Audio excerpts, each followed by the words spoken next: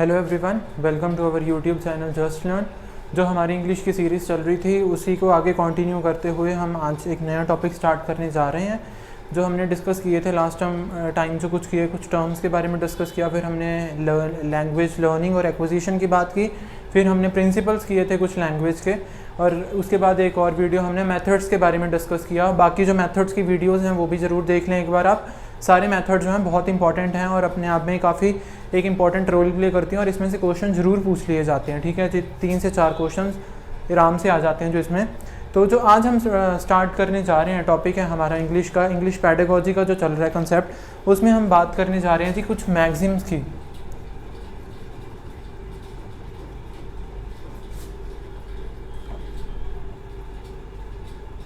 While teaching English.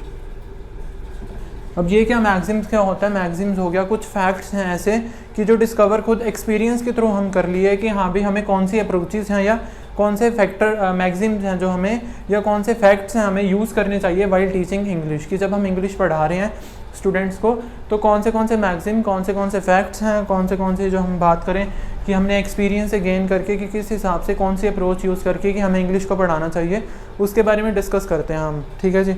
सबसे पहला जो हम कहें कि मैगज़िम्स है हमारा वो है जी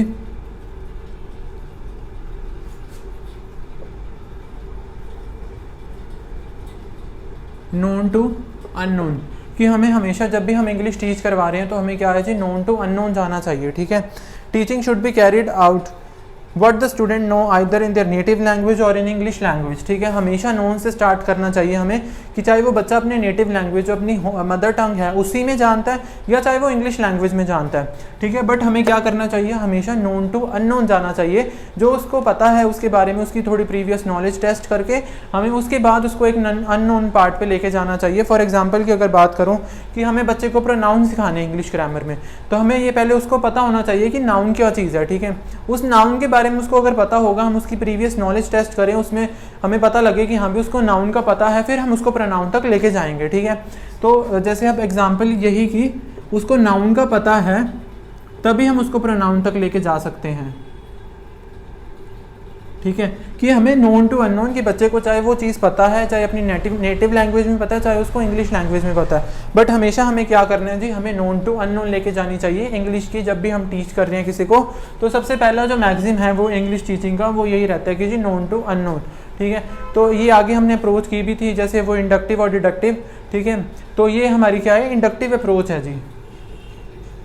इंडक्टिव अप्रोच क्या था? इंडक्टिव जो एग्जाम्पल टू रूल्स तक जाना चाहिए। हम पहले उसको नाउन के बारे में पूछें, फिर हम उसको प्रोनाउन तक लेके जाएं, क्योंकि उसी के साथ लिंक्ड है। तो अगर उसको नाउन पता है तो प्रोनाउन इजीली वो अंडरस्टैंड कर सकता है। तो हमेशा हमें जो मैगज़िम है फर्स्ट हमारी, हमें हमेशा नोन टू अननोन जाना चाहिए। ये फैक्ट्स और एक्सपीरियंस के बेसिस पे जो हम कहते हैं कि कंक्लूजन निकाल पाएँ। ठीक है जी। तो सेकेंड है जी हमारे पास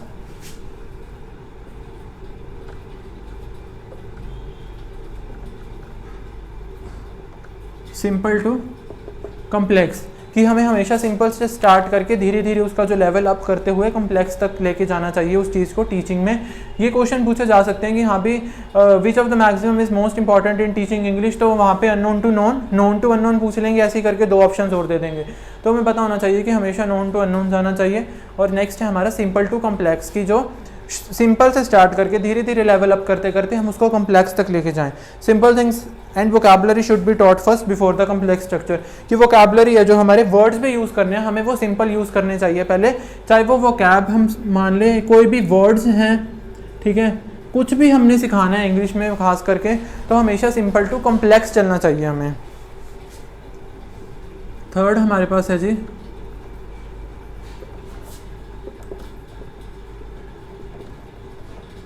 कॉन्क्रीट टू एब्स्ट्रैक्ट। ठीक है। कॉन्क्रीट का मतलब कि जो चीज़ हमारे सामने है हम उसको देख पा रहे हैं, रियल थिंग्स के होती हैं जो कॉन्क्रीट थिंग्स हैं। क्या होता है जी? Real things. और जो एब्स्ट्रैक्ट है वो हमारी क्या है जी? इमेजिनेशन। कि ये नहीं होना चाहिए कि हम सीधा बच्चे को कहें कि हाँ भाई आप उस वर्ल्ड ऑफ फैंटेसी में पहुंच जाओ, सोचो आप उसके बारे में, आप यहाँ हो ऐसे। सबसे पहले हमको रियल थिंग्स के साथ अटैच करना चाहिए, रियल थिंग्स जो हमें हमारी सामने पड़ी हैं या रियल लाइफ एग्जांपल से स्टार्ट करना चाहिए हमेशा, कि कॉन्क्रीट ऑब्जेक्ट से स्टार्ट करके हमें एब्स्ट्रैक्ट तक लेके चाहिए, सीधा इमेजिनेशन पे मत पहुंचिए। सबसे पहले कॉन्क्रीट रियल थिंग्स या रियल लाइफ सिचुएशंस के बेसिस पे उसको कुछ स्टडी करवाओ, फिर धीरे धीरे उसको इमेजिनेशन के पार्ट पे या एब्स्ट्रैक्ट पार्ट पे हम बात करें तो वहाँ तक लेके जाओ। ठीक है जी। तो ये थर्ड है जो कॉन्क्रीट टू एब्स्ट्रैक्ट है हमारे पास। अ लर्नर कैन इमेजिन, हाँ मैं कहूँ बात कि आपने सीधा एक बच्चे को कह दिया कि हाँ भी आप इमेजिन करो गोल्डन एप्पल के बारे में, बट उसने रियल लाइफ में या रियल थिंग्स में कभी देखा ही नहीं एप्पल होता क्या। तो हमें क्या सबसे पहले उसको एप्पल दिखाना चाहिए, फिर हम उसको गोल्डन एप्पल की बात कर सकते हैं। ठीक है, जैसे अब वही कि all glitters are not gold, ठीक है, जो है बात कि उसको ले जाओ उस इमेजिनेशन तक, पता ही नहीं उसको गोल्ड क्या चीज़ है, ग्लिटर क्या चीज़ है। अगर हम उसको रियल लाइफ एग्जांपल्स या रियल थिंग्स के बारे में पहले बात करेंगे तभी हम उसको जो है इमेजिनेशन के पार्ट पे या हम कहें एब्स्ट्रैक्ट के पार्ट पे लेके जा सकते हैं। नेक्स्ट है जी हमारे पास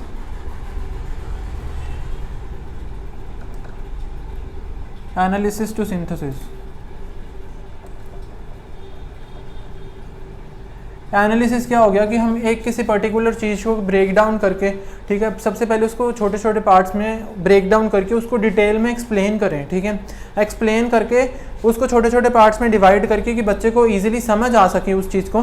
पहले हम एनालिसिस करना सिखाएंगे, एनालिसिस पे जाएंगे, ठीक है, एनालिसिस करना सीखेगा, फिर उसके बाद हम उसको सिंथेसिस की, हाँ भी जो ब्रोकन पार्ट्स हैं उसको इकट्ठा करके जो समझना डिटेल में वो चीज़ होगी। सबसे पहले हम उसको पार्ट्स में ब्रेक करके उसको चीज़ें समझाने की कोशिश करेंगे। ठीक है, फिर उसको जैसे अब फॉर एग्जांपल कि मैं उसको सबसे पहले एक सेंटेंस है, सीधा तो नहीं ना कि मैं उसको सेंटेंस कराऊंगा, सबसे पहले अल्फ़ाबेट्स में ब्रेक डाउन करके या वर्ड्स में ब्रेक डाउन करके उसको डिटेल में एक्सप्लेन करूंगा उसको कि हाँ भी इस वर्ड का ये मतलब है, इस वर्ड का ये मतलब है। फिर उसको एंड में हम सिंथेसाइज करके कि इकट्ठा करके एक स्ट्रक्चर सेंटेंस के स्ट्रक्चर में समझा देंगे। ठीक है, तो हमेशा क्या है जी एनालिसिस टू सिंथेसिस जाना चाहिए, कभी भी सिंथेसिस टू एनालिसिस नहीं जाना चाहिए व्हाइल टीचिंग इंग्लिश। ठीक है, तो ये एक इंपॉर्टेंट रह जाता है एनालिसिस टू सिंथेसिस जो जाना चाहिए। फिफ्थ है हमारे पास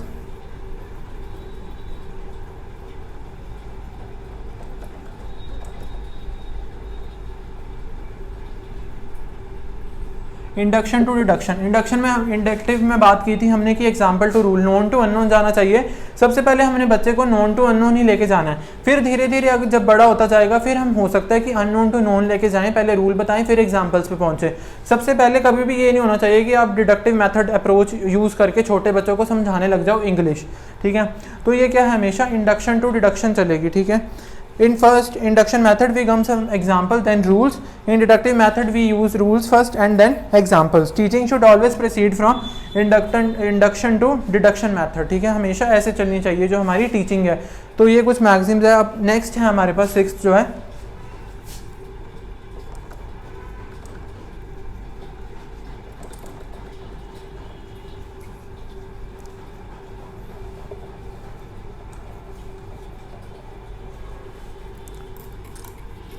नेक्स्ट है जी हमारे पास psychological to logical. While teaching, difficulty level of student should be kept in mind. Vocabulary and sentence structure of the language should be simple first।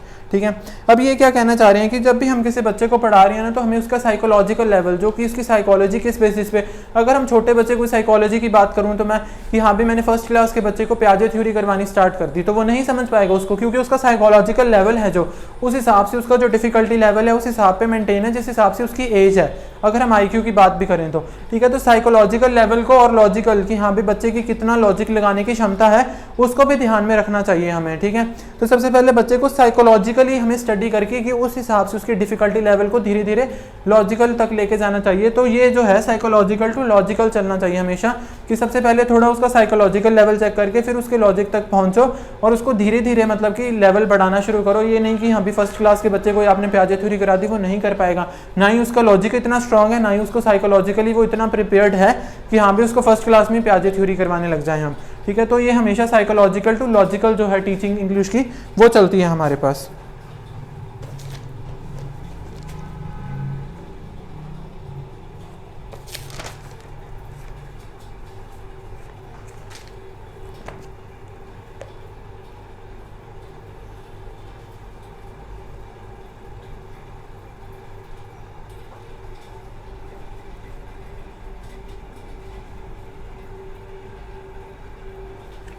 फिर नेक्स्ट है जी हमारा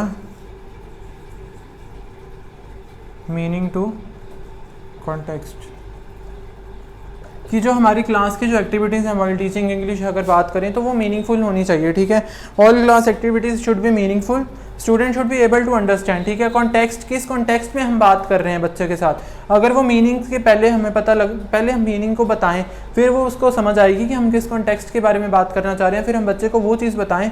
तो जो इंग्लिश की है टीचिंग वो उस हिसाब से चलनी चाहिए। Student should be able to understand the meaning of what they hear say और रीड। उनको कॉन्टेक्स्ट तक, हम सीधा कॉन्टेक्स्ट की बात करने लगे तो पहले उसको मीनिंग भी तो पता होना चाहिए ना उस चीज़ का।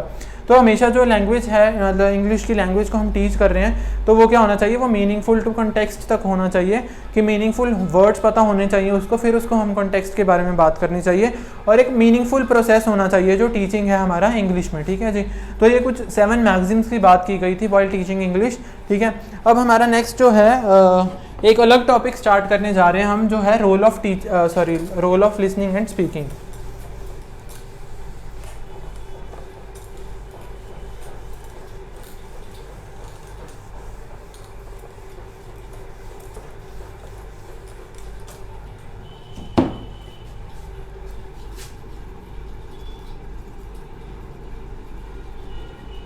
Role of listening and speaking. आज हम लिसनिंग के बारे में डिस्कस करेंगे और जो नेक्स्ट वीडियो होगी उसमें हम स्पीकिंग के बारे में डिस्कस करेंगे। सबसे पहले तो हमें पता होना चाहिए कि लिसनिंग क्या चीज़ है। Listening come first in the, हमारा जो नेचुरल ऑर्डर है, हमने LSRW किया था तो इसमें लिसनिंग सबसे फर्स्ट आती है, ये बात याद रखने वाली है। Listenings come first in the natural way of learning, it is a foundation of communication, की हम कम्युनिकेशन की सबसे मेन इंपॉर्टेंट जो है वो है जी लिसनिंग, कि हमें किसी को सुनना है फिर ही हम कुछ बोल पाएंगे, ठीक है। तो listening is the basic foundation, जो हमें कहा गया है कि बेसिक फाउंडेशन है कम्युनिकेशन की, ठीक है। बेसिक फाउंडेशन ऑफ कम्युनिकेशन जो हम कहें कि हमारा जो है वो लिसनिंग रहता है। इट इज़ ओरल इनपुट, ठीक है। इट इज़ क्या है, ओरल, ओ वाला नहीं है, AURAL वाला है। It is oral input. Oral का मतलब क्या होता है जी, सुनना, ठीक है। अगर कोई हम लिसन कर रहे हैं तो सुन रहे हैं ना उस चीज़ को, तो वो एक हमारी इनपुट जा रही है, हमारे अंदर जो आवाज़ जा रही है किससे जा रही है, सुनने से। तो ये क्या है कि it is oral input, it involves sender, message और रिसीवर, कि सबसे पहले कोई बोलेगा, कोई सेंड करेगा, फिर वो मैसेज होगा कोई ना कोई तो उसका, फिर वो रिसीवर है जो उसको रिसीव करेगा। तो ये कुछ उसके जो कंपोनेंट्स के बारे में कहें कि किस चीज़ों को इन्वॉल्व करते हैं। एक सेंडर होना चाहिए, कोई बोलने वाला होना चाहिए, फिर वो बोलने वाला कुछ क्या बोलेगा, कोई मैसेज होना चाहिए उसके पास, एक मिनट, फिर उसके बाद जो है वो एक रिसीवर होना चाहिए कि जो उसकी बात को सुन रहा है, ठीक है। तो ये 3 चीज़ें इन्वॉल्व करता है इसमें। Speech, rhythm and pronunciation are learn through listening, कि हम किसी को बोलते हुए सुनेंगे, जब सुनना है हमारा, उससे हमारी क्या होगी, हमारी स्पीकिंग इंप्रूव होगी, हमारी प्रोनाउंसिएशन इंप्रूव होगी, कि हम उसको सुनते देखेंगे, जब सुनेंगे उसको तो हमें पता लगेगा कि कैसे बोलना होता है, हमारी लैंग्वेज डेवलप होती है, ठीक है। हमारी रिदम, हमारी वोकैबुलरी इंप्रूव होती है, ठीक है, through listening. It require active engagement. Listening में क्या होता है जी, एक्टिव एंगेजमेंट होनी चाहिए जो उसको सुन रहा है।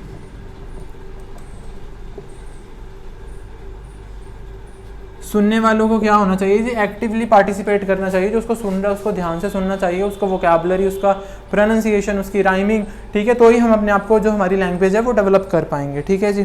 फिर कहते हैं जी लिसनिंग है जो 2 टाइप्स की होती है।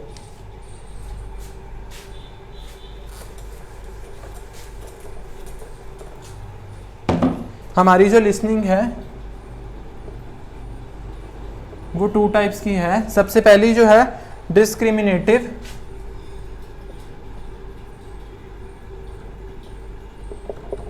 और जो सेकंड है हमारे पास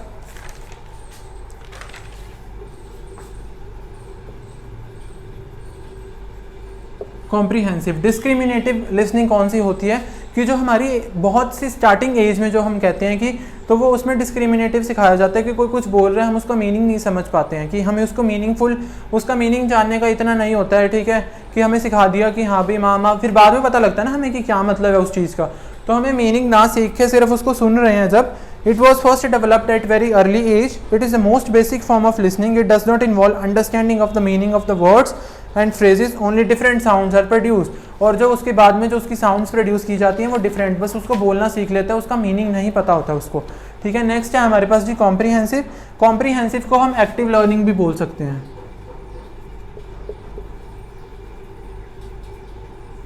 ठीक है जी। तो कॉम्प्रीहेंसिव कौन सी है जी? It involves understanding the message that are being communicated. It is fundamental of all listening subtype. It need appropriate vocabulary and language skills. अब हम किसी चीज़ को अंडरस्टैंड करते हैं, जब कोई बोलता है हमें, तो उसे कहा जाता है जी कॉम्प्रीहेंसिव। अब हम समझेंगे कैसे उस चीज़ को? जब हमारी वोकैबुलरी इंप्रूव्ड है, हमारी प्रोनाउंसिएशन, हमारी लैंग्वेज है जो वो इम्प्रूव्ड है, तभी हम उसको समझ पाएंगे। तो कॉम्प्रीहेंसिव में क्या कहते हैं जी? कहते हैं इट नीड्स एप्रोप्रिएट वोकैबुलरी। हमारी वोकैबुलरी इतनी एप्रोप्रिएट होनी चाहिए कि हम उस चीज़ को समझ पाएँ। ठीक है। फिर आगे आ गया जी एसेंशियल कंडीशंस क्या हैं।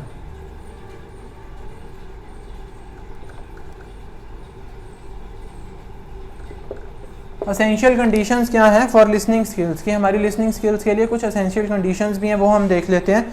The learner should be attentive during listening process, कि लर्नर है जो वो ध्यान से सुन रहा होना चाहिए। जब वो बोल रहा है कोई दूसरा, हम उसको सुन रहे हैं तो ध्यान से सुनना चाहिए। The listener should be attentive during the listening process. Second है hearing organs should be normal. अगर उसको ऊंचा सुनाई दे रहा है तो वो नहीं सुन पाएगा उस चीज़ को। आगे वाले को पता होना चाहिए कि उसको ऊंचा सुनता है तो वो फिर बोलेगा ऊंचा, ठीक है, कि उसको कम सुनाई दे रहा है। तो the hearing organ should be normal. Third है listen without judging the other person, कि हमेशा हमें सुनना चाहिए। हम ये नहीं कहना चाहिए कि हाँ भी तेरे तो यहाँ पे गलती है, तूने तो ये वर्ड गलत बोल दिया।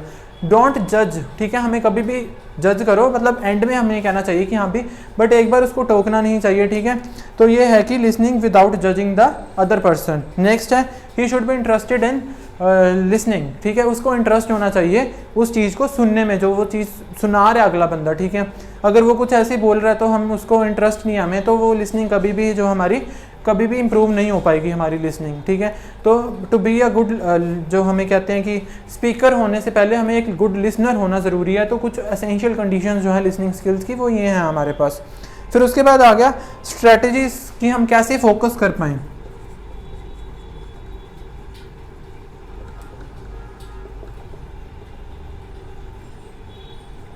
Focus on listening,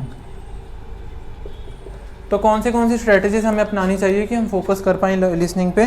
set a purpose और decide in advance what to listen for, कि हम ये डिसाइड करना चाहिए कि हम ये चीज़ सुन रहे हैं तो किस चीज़ के लिए सुन रहे हैं, क्या हमारा पर्पस है, क्या हमारा गोल है। ठीक है। सेट अ पर्पस और decide in advance what to listen for, कि हम किस चीज़ के बारे में सुन रहे हैं, क्यों सुन रहे हैं, क्या पर्पस है हमारा, क्या फ़ायदा होगा।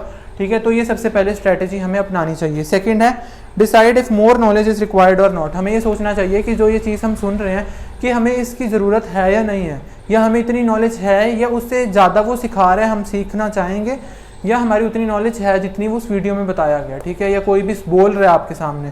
थर्ड है decide the text should be top down और बॉटम अप अप्रोच। ठीक है भाई, वो कहते हैं कि जी डिसाइड करो कि कौन सी अप्रोच है, टॉप डाउन अप्रोच आप कर रहे हो या बॉटम अप्रोच कर रहे हो। अब ये टॉप डाउन और बॉटम अप्रोच डिस्कस कर लेते हैं। सबसे पहली अप्रोच है जी टॉप डाउन।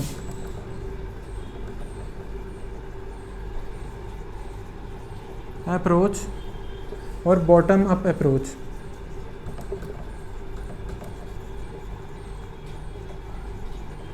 ठीक है। अब ये नाम से क्लियर हो रहा है कि दोनों ऑपोजिट होंगी। टॉप से डाउन मतलब कि ऊपर से नीचे, फिर बॉटम टॉप मतलब नीचे से ऊपर अप्रोच है कुछ। अब इससे समझते हैं टॉप डाउन अप्रोच क्या होता है जी। टॉप डाउन अप्रोच है कि हम वाइल टीचिंग या सुनने में हम क्या करते हैं, सबसे पहले हमने स्टोरी सुना दी अपनी पहले पूरी। ठीक है। स्टोरी सुन ली पहले हमने पूरी, फिर उसमें से हम सेंटेंसेस को ढूंढने की कोशिश करते हैं, फिर उसमें से फ्रेजेस को ढूंढते हैं, फिर हम उसमें से वर्ड्स को ढूंढते हैं, फिर करते करते हम अल्फ़ाबेट्स तक आते हैं। ठीक है। अल्फ़ाबेट सुनने में तक या सिखाने तक कहें कि हमने पहले स्टोरी सुना दी, फिर उसके बाद हम उसमें से सेंटेंसेस के बारे में बात करेंगे, फिर हम उसके बाद उसमें फ्रेजेस की बात करेंगे, फिर हम उसमें वर्ड्स पे आ जाएंगे, वर्ड्स के बाद हम अल्फ़ाबेट्स पे आ जाएंगे। ठीक है। तो ये कौन सी अप्रोच है जी, टॉप डाउन अप्रोच है हमारी। और बॉटम अप्रोच क्या है कि सबसे पहले हमने अल्फ़ाबेट्स के बारे में डिस्कस किया, फिर हमने वर्ड्स तक पहुंचे, वर्ड्स से हम फ्रेजेस तक पहुंचे, फिर हम सेंटेंसेस तक पहुंचे, और फिर हम स्टोरी तक पहुंचे। ठीक है। दोनों एक दूसरे का उल्टा है। टॉप डाउन तो हो गया कि ऊपर से नीचे आना। ऊपर सबसे पहले मान लो कि स्टोरी है, स्टोरी के बाद हम सेंटेंसेस पे आए, सेंटेंसेस के बाद फ्रेजेस पे, फ्रेजेस के बाद वर्ड्स पे, और वर्ड्स के बाद हम किस पे आए, अल्फ़ाबेट्स पे। स्टोरी है मान लो, फिर उसके बाद क्या है, सेंटेंसेस, फिर आ गया फ्रेजेस, फिर आ गया वर्ड्स, फिर आ गया अल्फ़ाबेट्स। अगर हम ऊपर से नीचे आ रहे हैं तो हमारी ये क्या होगी जी, टॉप डाउन अप्रोच। अगर हम नीचे से ऊपर जा रहे हैं तो हमारी ये क्या है जी, बॉटम अप अप्रोच। तो ये बातें याद रखने वाली हैं कि जी कौन सी अप्रोचेस हैं, ठीक है। फिर उसके बाद आ गया जी हमारे पास लिसनिंग सिचुएशन। ये सब अभी लिसनिंग का ही चल रहा है, स्पीकिंग हम कल स्टार्ट करेंगे, कल की वीडियो में। अब नेक्स्ट है जो हमारी लिसनिंग सिचुएशन।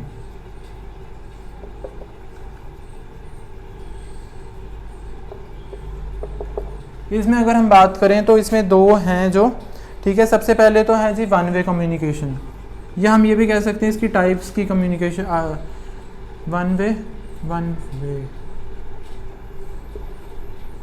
कम्युनिकेशन। सेकंड है जी हमारी टू वे कम्युनिकेशन।